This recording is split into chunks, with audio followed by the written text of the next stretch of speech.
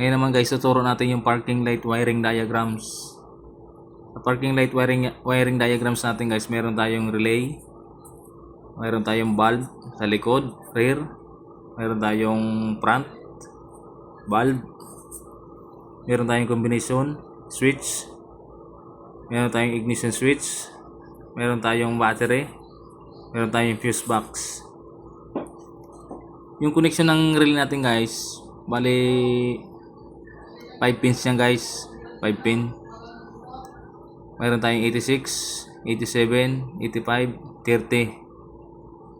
Yung 30 natin guys, dito yung papasok sa fuse box papuntang B ng ignition switch. Yan. Galing naman yan dito guys sa baterya natin, yung B. Papasok sa ignition switch. Diyan yan magkukunik guys. Yung 30 natin. Yan. Tapos sa 86 naman guys, dito naman yan guys papasok sa fuse box ignition sa IG ng ignition switch.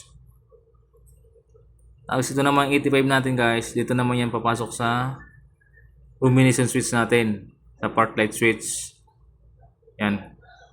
Tapos tong 87 natin guys, dito naman yan papasok sa load, sa bulb natin, rear and front bulb.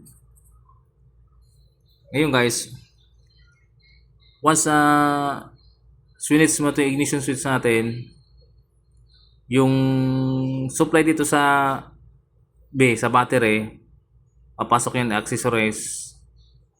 Pangalawang turn mo yan, ignition, papasok dito yung supply, papasok na yan dito sa, pupunta na yan dito sa 86 natin, magkakaroon ng ignition to. Ito naman bin natin, steady to guys, supply positive, live to. Steady na mayroong supply dito guys, sa 30 natin. Ito mayroon na tayong ignition, mayroon na tayong 30. Dito na tayo sa 85. Ito guys, yung combination switch natin, kung makita nyo, lahat naka body ground yan. May body ground yan. Itong mga sign na to, body ground. Body ground yan. Body ground, body ground.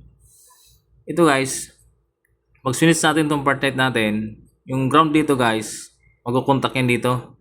Unang turn natin yung part light. Pag switch natin yan, magkukontak yan, lalabas yan dito sa combination switch natin yung ground. Papasok na yun dun sa 85 natin. Yung ground dito, papasok sa 85 yan. Ito yung magsisilbi nating combination switch natin. Ito yung part light switch natin. Pag switch natin to, magkukontak to, lalabas dito yung ground. Ngayon, mayroon na tayong 85, mayroon na tayong 86. May ignition na tayo, may ground na tayo. Yung relay natin na to guys, kukontak to. Magti-trigger yung relay natin. Pag numuntak to guys, yung 30 natin na supply, lilipat sa 87 yan. Yung load, yung 87 natin, lalabas yung supply dito, pupunta yun sa load natin. Kaya umiilaw yung ilaw natin sa likod, saka sa harap. Dahil itong 87, mayroon ng supply yan. Alin dito sa relay. Once na mayroon tong ground, mayroon tong ignition, itong relay natin, magkukontak to, magti-trigger to. Yung 13 nito, papapasokin sa 87 yung load niyan, dito yan lalabas. Kaya umiilaw yung bulb natin sa likod saka sa harap. Dahil dito sa relay na to guys. Tapos sa combination switch. Yun na guys, sana makatulong. Maraming salamat.